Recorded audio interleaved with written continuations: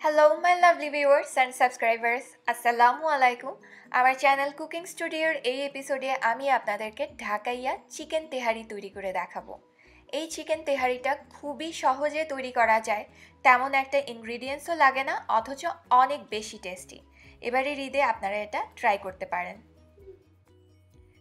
প্রথমেই তেহারির জন্য আমি মাংসটা তৈরি করব। এর জন্য প্রায় 1/4 কাপের মতো সরিষার তেল নিয়েছি।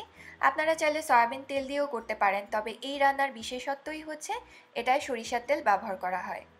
এবার 2টা তেজপাতা দিয়ে, 2 টুকরা দারচিনি দিয়ে, 3-4টা লং দিয়েছি।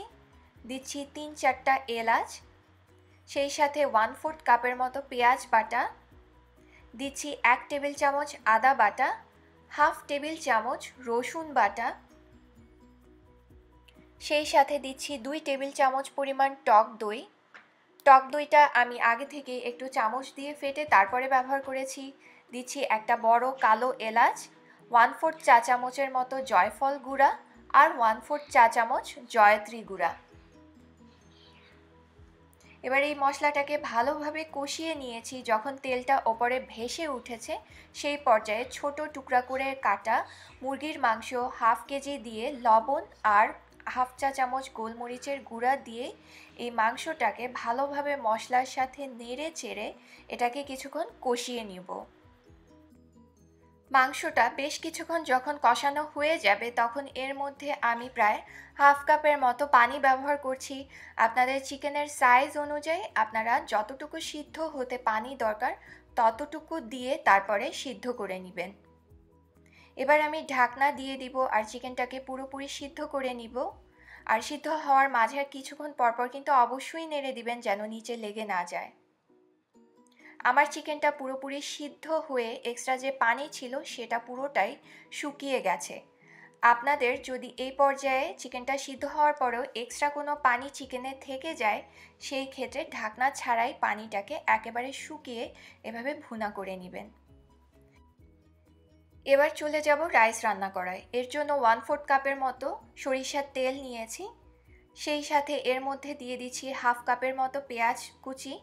পেঁয়াজটা যখন একটু ভাজা হয়ে যাবে তখন এর মধ্যে দিচ্ছি আমি 2 কাপের মতো পোলাওয়ের চাল। আমি কালিজিরা চাল ব্যবহার করেছি। আপনারা চাইলে চিনি গুঁড়া বা গোবিন্দভোগ যে চাল আছে সেটা অথবা বাসমতি দিয়েও করতে পারেন। চালটাকে আমি 30 মিনিট আগে ভালোভাবে ধুয়ে পানিটাকে ঝরিয়ে রেখেছিলাম। এর জন্য দেখেন চালটা কিন্তু আবার আগের মতোই শুকনো ঝরঝরে হয়ে আছে। এবার এর মধ্যে 1/2 চা চামচ পরিমাণ রসুন বাটা আর 1/2 চা চামচ আদা বাটা দিয়ে দিচ্ছি। সেই সাথে আমি দিয়ে দিব স্বাদ মতো লবণ। লবণের পরিমাণটা শুধুমাত্র এই রাইসের জন্য যতটুকু লাগবে সেইটুকুই দিতে হবে, কারণ আমরা কিন্তু চিকেনটাকে আগে থেকেই লবণ দিয়েই রান্না করেছিলাম, সেটা একটু খেয়াল রাখবেন। এবার এই চালটাকে ভালোভাবে কিছুক্ষণ সময় নিয়ে ভেজে নিতে হবে। চালটা যখন কিছুক্ষণ ভাজা হয়ে যাবে তখন এর মধ্যে আমি গরম পানি ব্যবহার করব। নর্মালি নিয়ম হচ্ছে যতটুকু চাল ব্যবহার করা হয় ঠিক সেই কাপেরই ডাবল পানি ব্যবহার করা হয়।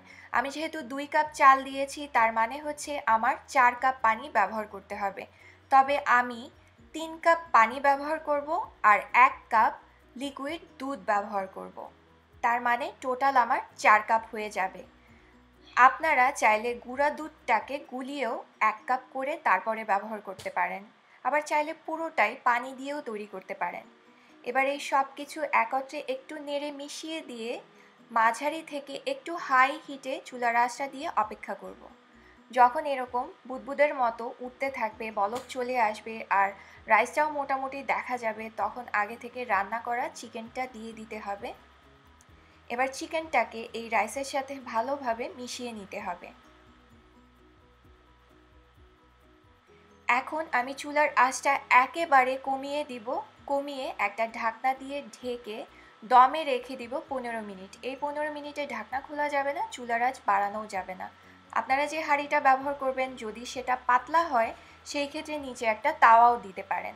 আর ঢাকনায় কোনো ছিদ্র থাকলে সেটাও বন্ধ করে দিবেন কোনো কাগজ বা কিছু দিয়ে। ঠিক 15 মিনিট পরে আমি এই ভাতটাকে আবার একটু নিচের ভাতটা ওপরে আর ওপরের ভাতটা নিচে দিয়ে দিচ্ছি।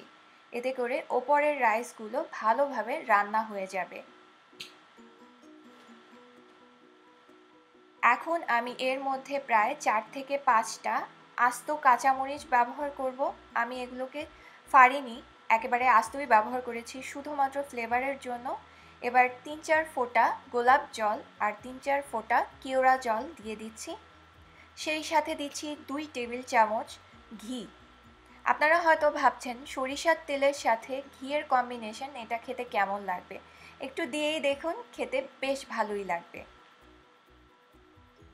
এবার আমি ঢাকনা দিয়ে ঢেকে আরও 15 মিনিটের জন্য ওই একইভাবে দমে রেখে দিব।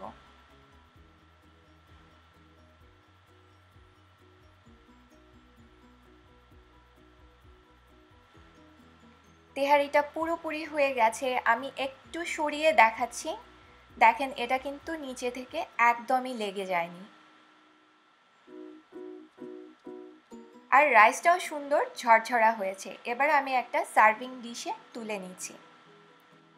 আপনারা কিন্তু চাইলে ঈদের আগের দিন শুধুমাত্র চিকেনটাকে রান্না করে নর্মাল ফ্রিজে রেখে দিতে পারেন, এরপরে ঈদের দিন রাইসটাকে রান্না করে মিশিয়ে নিতে পারেন। আশা করি আজকের এপিসোড ভালো লেগেছে। ভালো লেগে থাকলে প্লিজ আমার চ্যানেল সাবস্ক্রাইব করবেন, আমার রেসিপিসগুলো নিজের ফ্রেন্ডস অ্যান্ড ফ্যামিলির সাথে শেয়ার করবেন, যেন তারাও আমার রেসিপি দিয়ে একটু হলেও উপকৃত হয়। ভালো থাকবেন, বিদায় নিচ্ছি, আল্লাহ হাফেজ।